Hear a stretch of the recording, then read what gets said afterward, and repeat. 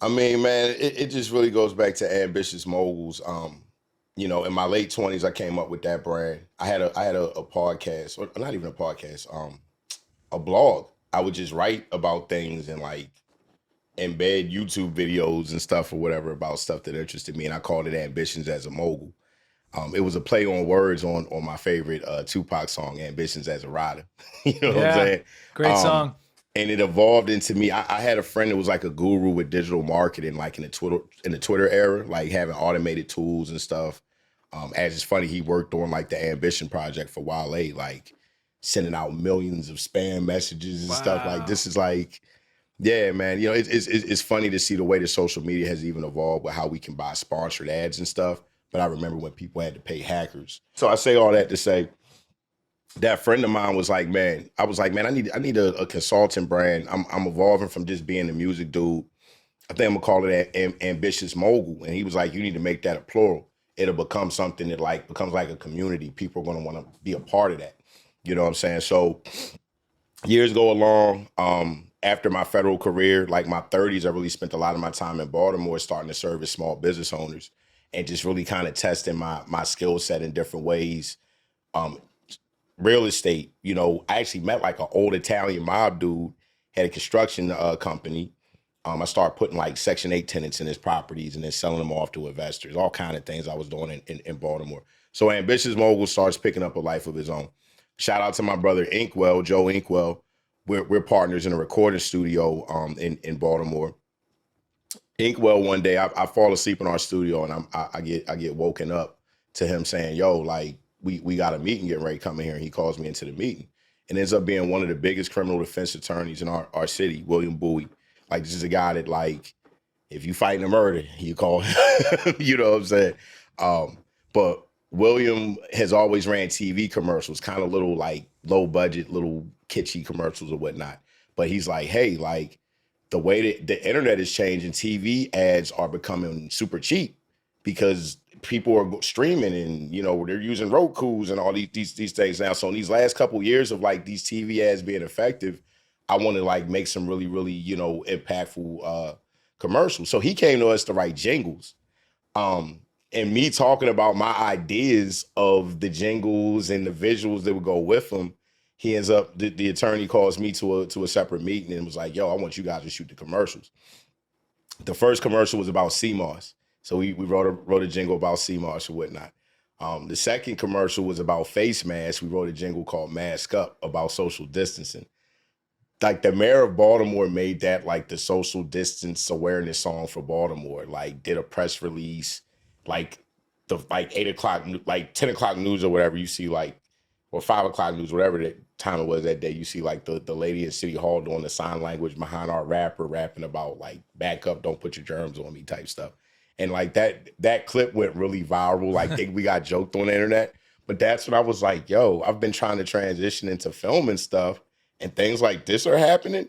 But what ends up happening is Mr. Bowie was like, this CMOS stuff is going to like change the health market. This is when COVID was still like in China, and we're like kind of like, do we need to worry about this?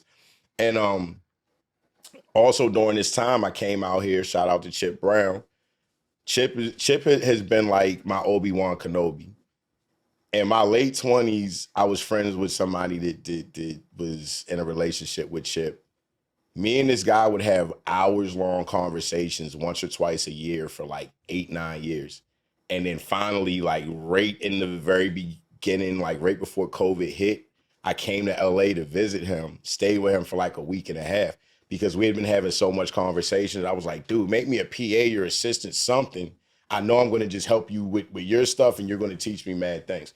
So COVID happens, changes the film industry in Hollywood to where even dudes like him that make Food Network shows and stuff like that were going through it. But a street character, a street cat that does music on the East Coast hired me to do some film work and some brand development. He ends up flying me and one of my cameramen to LA to film him coming to meet the original Power Rule set in Compton that he claimed there's a lot of people on the East Coast that like are affiliated with this particular gang that have never been to LA Hmm. because street stuff becomes pop culture. So I say that to say somebody in the circle of people that I met through doing his film work got me like a job working in like an unlicensed dispensary doing security out here. But in all this time, I'm still thinking about CMOS. California is a more health conscious place. I'm working in the dispensary, waking up in the morning, and I'm going to Winchell's to get a donut, a fresh juice to sip while I smoke my blunt. You know what I'm saying? So as I started drinking these different juices and stuff, I'm like, okay, I didn't just get the orange juice this morning or just the green juice. That dark red one, that looks like beet. Let me see what that just don't taste that bad. I Google and I start figuring out like what other things may be in there with the beet, you know, looking at like the corporate website for Winchell's and stuff like that. So I just thought, and then also before I officially moved to LA, a friend of mine was making sea moss smoothies. And he actually had hired me to do some brand development for him. So I knew that sea moss could be made to taste good and mixed with other healthy things. So all these things were still in my mind. So once I get to LA and I'm here some months and I start winging it, and you know, I actually went and bought an iPhone 12 Pro Max after studying using iPhones to do professional film and using software and different things. So really what ends up happening is that iPhone leads me to shooting a documentary, like a little short film on Skid Row with a woman who used to come into that dispensary to buy weed. And she told me that once upon a time she was homeless, she transitioned to LA. And I said, man, I'm gonna buy a phone one day to make film and I'm gonna do a little piece on you. And I kept my word to her about that. And while we were doing that film piece, she introduces me to a little Asian woman. Her name is Alani K. I actually had a conversation with her like an hour and a half ago telling her I was coming on this show. But Alani managed a 8,000 square foot media facility, like literally 5 minutes from here on Burbank Boulevard. And taking it back to Game of Thrones, you know, it's funny. Like I came up with this little like phrase. I was saying like kings are made in times of trouble. She was one of those people that I met with a kingdom that was in a little disarray because COVID was disrupting anybody with spaces that rent out peer space to film companies and things like that. And I was like, look, I want a reason to be using this camera to film things. I want to help people that are just in the mix of things that I know is going to put me in a position to just sharpen my blade and just get good and build a resume here in Hollywood. And she took a chance, man. She took a meeting with me. And that meeting, she was so late for the meeting because Alani sometimes can be terrible with time because she keeps up with a lot of things.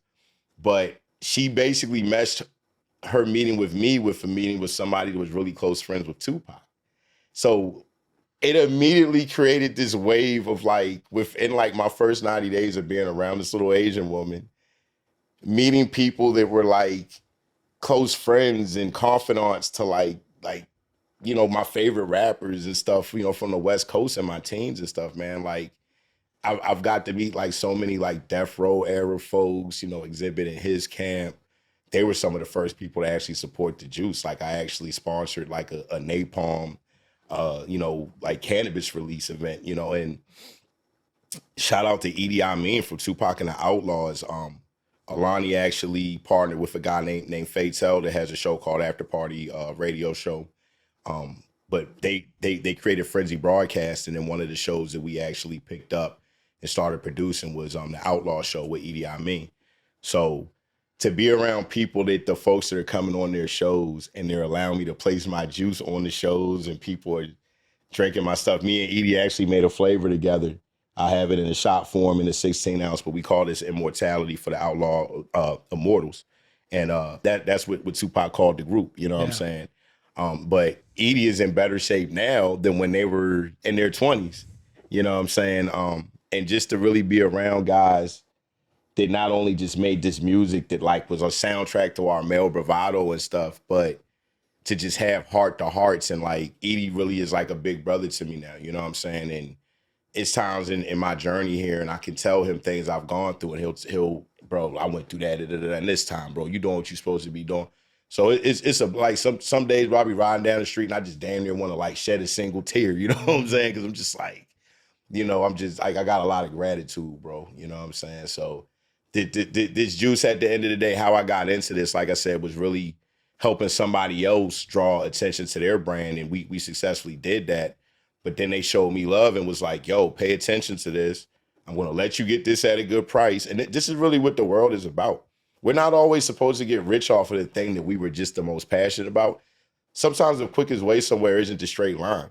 You know what I'm saying? It might be going from A to C to F back to B, you know what I'm saying? But you still, in every place you went, you know, I kind of have like a Johnny Appleseed approach. It's like you plant those seeds, you come back, you might climb a tree, build a tree house in it, pick an apple.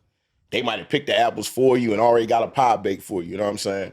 So, you know, for me, it's how I got into the juice and the sea moss, man, was just being open to just other people's ideas and paying attention to the way that the world was changing.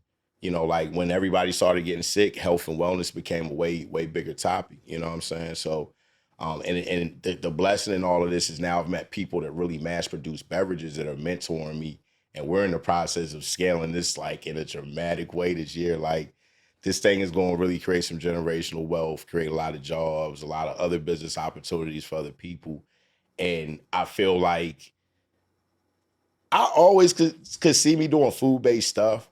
And even some of my favorite rappers, The Lox, Jada Kiss, you know, Styles P, Sheek Louch, I watched them when I was like 18 or 19, like start a juice bar in New York. And like we would read about it in I remember Source that. magazines. Yeah. Yeah, you know, so these things always stuck in the back of my mind, but you couldn't tell me I wasn't going to get rich off of music first, like 10, 15 years ago. You know what I'm saying? Like, so it's just funny to get older and be like, damn, like the thing that actually is like really becoming like the brightest light and the, you know, the potential of me to really retire myself and change my family's life and stuff is like it, me even using my product, I'm adding to my shelf life. I feel like selling people things that come from a real place that really improve them. I feel like my karma is, you know what I'm saying? It's just, bro, like it just feel good to be me right now. And there's times that I couldn't say that. And I might have had more money and more things and stuff, bro. So like that's why I just know I'm like, damn, like I came to the city of Los Angeles, man, and I got closer to God for real. You know what I'm saying? Like, yeah. So I encourage anybody is wherever you journey, and especially if you journey here, like just know yourself spiritually, man. Try to get into that space and just like when I was young, at times I used to like I would talk to my mother and I would almost be upset I wasn't a millionaire yet. Like I was mad at myself for not having that magical idea yet, or like for things happening as quick as what I felt like my grind and my cool factor deserved and stuff like that. And you know, she used to tell me like you need to learn how to be content. And she wasn't telling me to be complacent, but it's like in this part of where I'm at in it, it's like you know, I savor every little part of it, the good little part, every little J I get to smoke every day. Like, you know, I'm like, this a vacation in itself. I might not be sitting on the clear bottom boat in the Maldives or something yet, but like realistically, like I built this chapter in my life without really having anybody else's blueprint too much.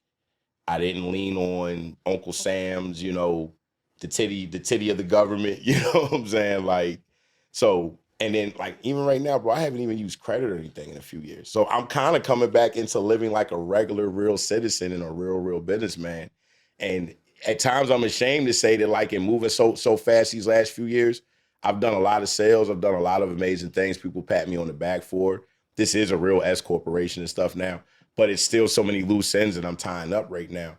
But I just know this cleanup in my life is a cleanup that keeps me clean forever and allows me to show other people how to do it. You know, shout out to Gary Vaynerchuk. You know, like I feel like the next year or so is going to be that part of the story where it's like, dang, he really did that. And he's sharing the wealth. He ain't even trying to, you know, hoard all of the information and stuff. Like, I want to be that guy, man.